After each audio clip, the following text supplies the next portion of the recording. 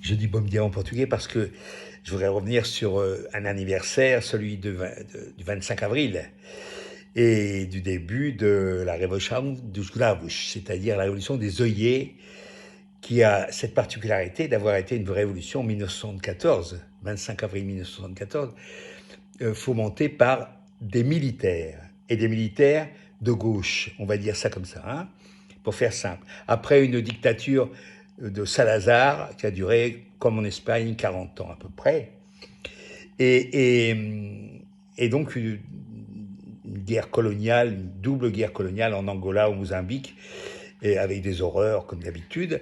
Et ces jeunes capitaines sont écœurés et veulent que ça change. Et ils reviennent donc au Portugal pour faire la révolution. C'est préparé tranquillement, voilà.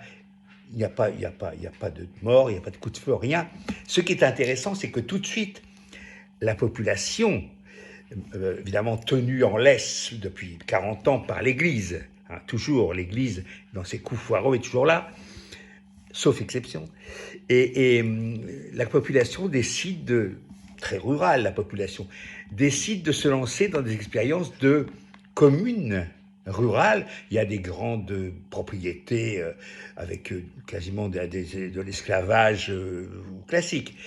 Voilà, et donc il se crée des communes populaires, rurales, où les paysans prennent le pouvoir de façon relativement autonome. Et puis il y a aussi des choses intéressantes. Par exemple, il y a un journal un journal très lu, qui devient un journal le journal de la Révolution. J'ai hélas oublié le titre de ce journal, mais ce qui est intéressant, c'est que ça existait déjà en France à cette époque-là, dans Libération, avant que Libération ne devienne une sorte de saloperie sans nom, qui se fait passer pour de la gauche, mais qui n'en est pas.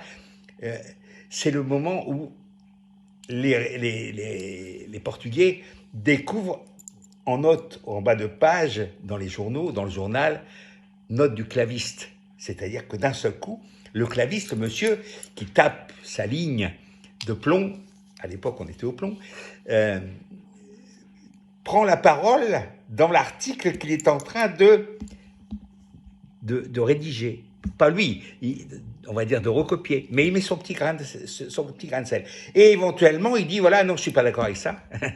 Vous imaginez un claviste actuellement, aujourd'hui, qui dirait dans le Figaro, mec, ah non, je suis pas d'accord, qu'est-ce que c'est que ce saloperie réactionnaire, antisocial, c'est quoi ça?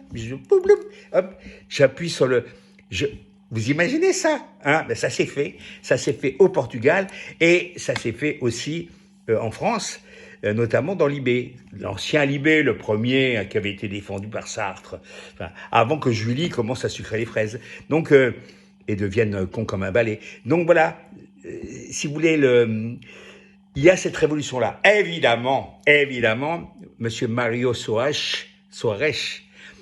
qui était en exil, hein, qui n'a rien branlé pendant la Révolution, il débarque et évidemment, petit à petit, la social-démocratie va évidemment trahir la Révolution, comme il se doit. On va mettre en tôle quelques capitaines un petit peu turbulents, comme par exemple Otello de Carvalho, qui était à l'origine vraiment du soulèvement. Il est mort il y a 2 ou 3 ans, Otello de Carvalho.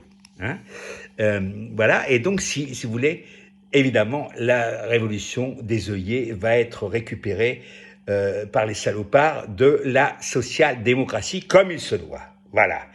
Mais cela dit, le Portugal est un pays que j'adore. J'aime les Portugais, ils sont délicieux, hein, vraiment très gentils, c'est magnifique. Et puis, c'est le pays de la saudade, hein, voilà. Eh ben, c'est très beau. Le Portugal, faut y aller, c'est bien, le Portugal. Obrigado. Obrigado et boa tarde. D'accord? Boa tarde. Merci bien.